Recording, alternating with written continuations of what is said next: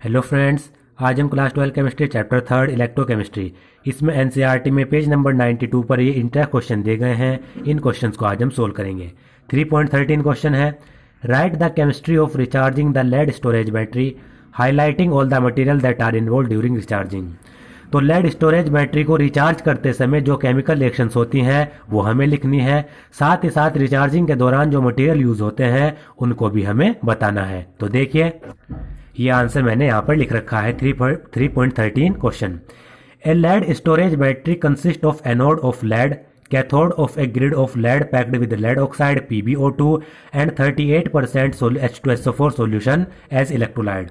तो lead storage battery में lead को तो एनोड के रूप में इस्तेमाल किया जाता है और कैथोड के रूप में लेड की एक ग्रिड यूज की जाती है जिस पर लेड ऑक्साइड की पैकिंग होती है, और इसमें इलेक्ट्रोलाइट के रूप में 38% H2SO4 सॉल्यूशन यूज किया जाता है। When the battery is in use, the reaction taking place are। जब लेड स्टोरेज जो ये लेड स्टोरेज बैटरी है, ये बैटरी यूज की जाती है तो जो रिएक्शंस होती है वो यहाँ पर लिखी गई है। एनोड पर जो रिएक्शन होगी लेड प्लस SO4 2 नेगेटिव, ये SO4 2 नेगेटिव हमें इलेक्ट्रोलाइट से मिल जाएंगे। तो लेड प्लस SO4 2 नेगेटिव, इससे बनता है लेड सल्फेट PbSO4 और इसमें 2 इलेक्ट्रॉन लूज होते हैं। तो एनोड पर ऑक्सीडेशन हो रहा है, यानी लेड जो ये 2 इलेक्ट्रॉन यहाँ पर लूज हो रहे हैं। कैथोड पर lead oxide PbO2 plus SO4 2 negative plus 4H positive plus 2 electron. 4H positive भी आपको इस इलेक्ट्रोलाइट से मिल जाएंगे H2SO4 से, और ये क्या करेगा, 2 इलेक्ट्रॉन इसमें गेन होंगे जिससे लेड सल्फेट बनेगा PbSO4 प्लस 2H2O। तो ये एनोड और कैथोड पर रिएक्शन होती है। अगर ओवरऑल रिएक्शन हम देखें तो लेड यानी Pb plus lead oxide PbO2 plus 2H2SO4, इससे बनता है 2 PbSO4 प्लस 2H2O। ये ओवरऑल रिएक्शन होती है एनोड और कैथोड की। On charging the battery the reverse reaction takes place, that is PbSO4 deposited on electrode is converted back to Pb and PbO2। तो जब बैटरी को चार्ज किया जाता है तो जो इसमें रिएक्शन होगी वो रिवर्स हो जाती हैं, यानी रिएक्शंस उल्टी हो जाती हैं। जैसे जो PbSO4 इलेक्ट्रोड्स पर डिपॉजिट हुआ वो वापस से Pb और PbO2 में कन्वर्ट हो जाता है।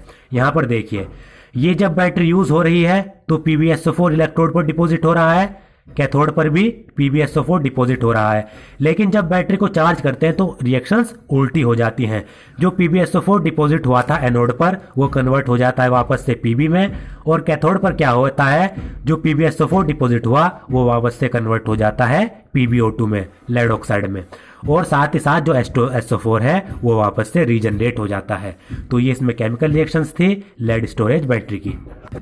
3.14 question, suggest to material other than hydrogen that can be used as fuels in fuel cell. हमें हाइड्रोजन के अलावा ऐसे 2 मटेरियल बताने हैं जिनको फ्यूल सेल्स में फ्यूल्स के रूप में इस्तेमाल किया जा सकता है। तो यहाँ पर देखिए 2 मटेरियल मैंने लिख रखे हैं, मीथेन CH4 और methanol CH3OH can be used as fuels in fuel cell. Hydrogen के अलावा फ्यूल सेल्स में फ्यूल के रूप में मीथेन यूज की जा सकती है या फिर मेथेनॉल यूज किया जा सकता है। 3.15 question, explain how rusting of iron is envisaged as setting up of an electrochemical cell. तो इसमें हमें बताना है जो आयरन की जो रस्टिंग होती है वो ऐसे क्यों लगती है कि इलेक्ट्रोकेमिकल सेल उसमें सेटअप हो रही है। एनवाइसेज्ड का मतलब होता है परिकल्पना करना, यानी उसको ऐसे सोचना। रस्टिंग ऑफ आयरन जो प्रोसेस है वो ऐसा क्यों लगता है कि इलेक्ट्रोकेमिकल सेल उसमें सेटअप हो रही है। तो देखिए, यहाँ पर मैंने ये इसका आंसर लिख रखा है, लेकिन इसको पढ़ने से पहले मैं आपको जो कोरोजन का या फिर आयरन की जो रस्टिंग का पूरा प्रोसेस है वो एक बार बता देता हूँ, जिससे ये आपको समझना आसान हो जाएगा। तो देखिए किस तरीके से रस्टिंग का प्रोसेस होता है। मान लीजिए मैंने कोई आयरन लिया, आयरन की रोड ले ली या आयरन का एक टुकड़ा ले लिया जिस पर कोरोजन होना है, जिस पर रस्टिंग होनी है।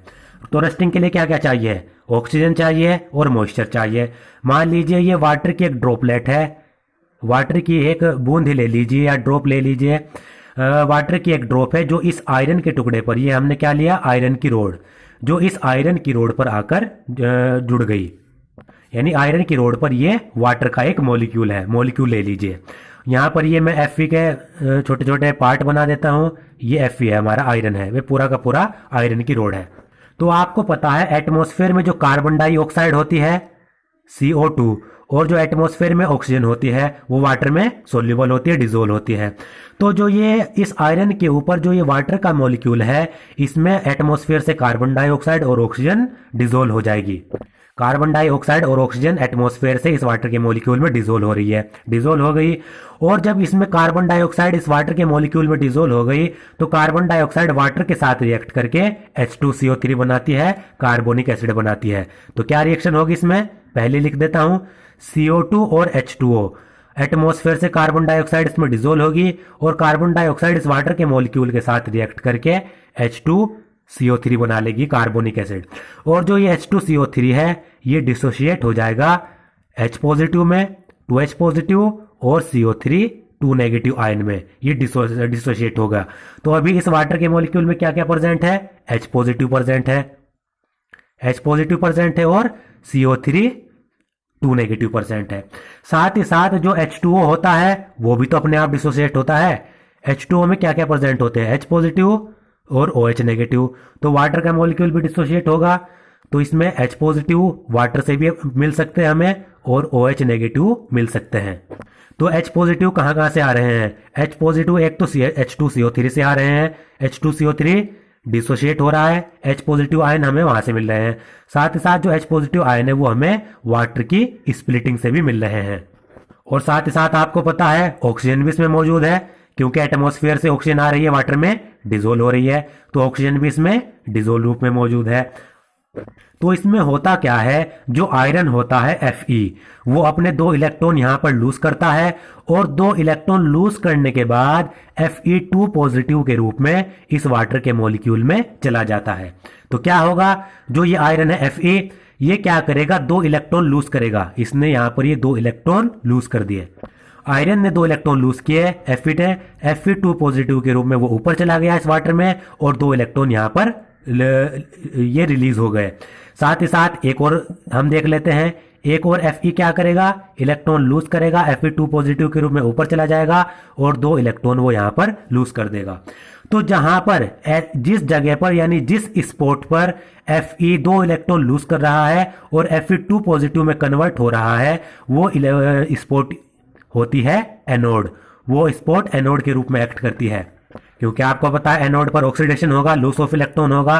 तो इस स्पॉट पर Fe क्या कर रहा है, इलेक्ट्रॉन लूज कर रहा है 2 इलेक्ट्रॉन और Fe2 पॉजिटिव के रूप में ऊपर जा रहा है। तो ये स्पॉट होती है एनोड।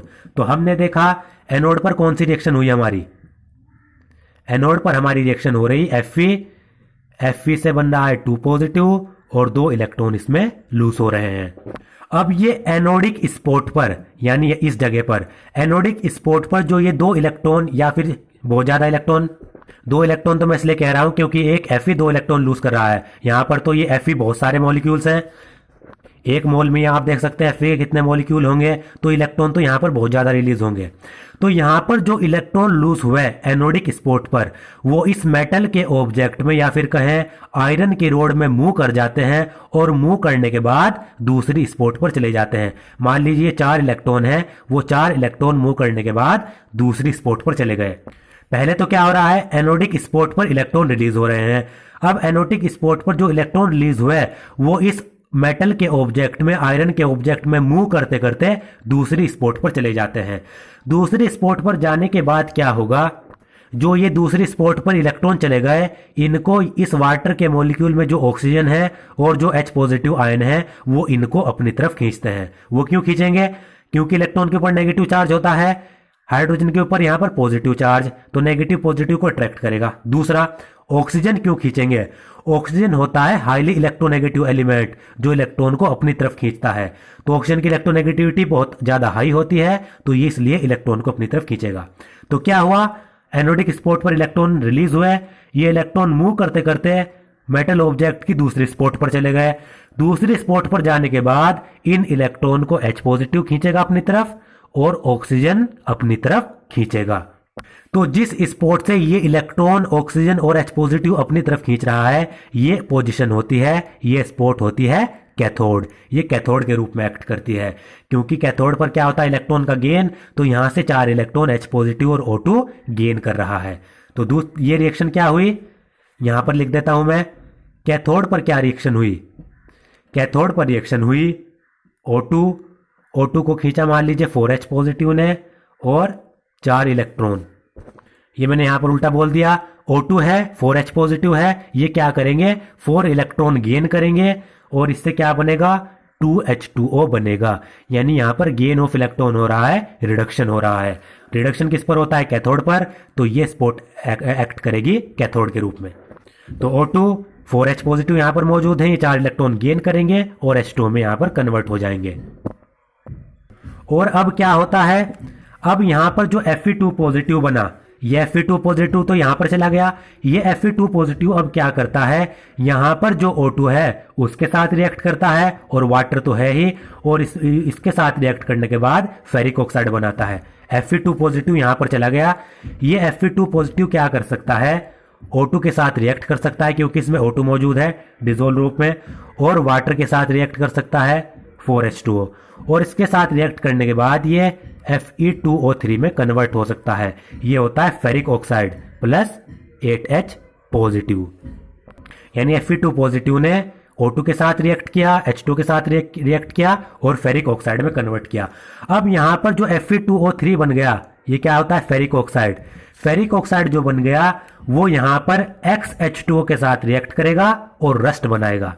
ये फेरिक ऑक्साइड यहां पर जो है Fe2O3, ये XH2O के मॉलिक्यूल के साथ रिएक्ट करेगा और क्या बनाएगा Fe2O3.XH2O। यहां पर रस्ट का फॉर्मेशन हो जाएगा।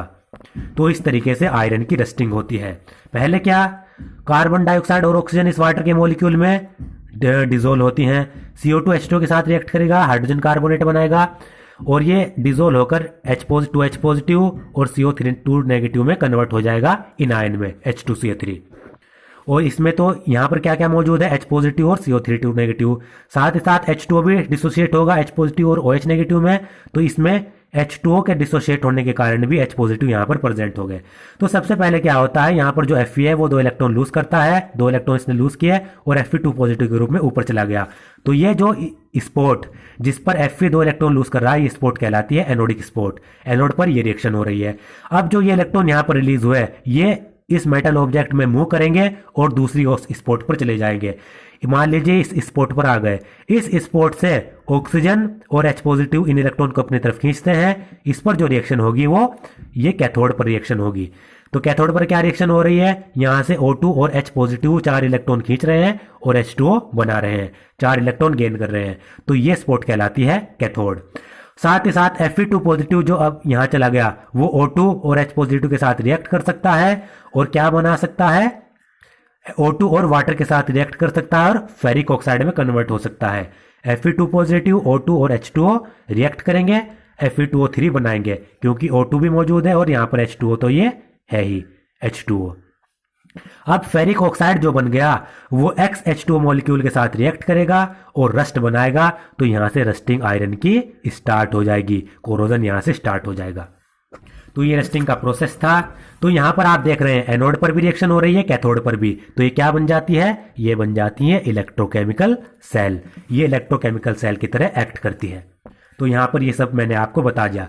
कोरोजन के प्रोसेस में क्या होता है, एयर और मॉइस्चर के कारण ऑक्सीडेशन होता है एक पर्टिकुलर स्पॉट पर, और जिस स्पॉट पर ऑक्सीडेशन हो रहा है वो स्पॉट एनोड की तरह बिहेव करती है और एनोड पर ये वाली रिएक्शन होती है। Fe 2 इलेक्ट्रॉन रिलीज करेगा, लूज करेगा, Fe2 पॉजिटिव में कन्वर्ट हो जाएगा।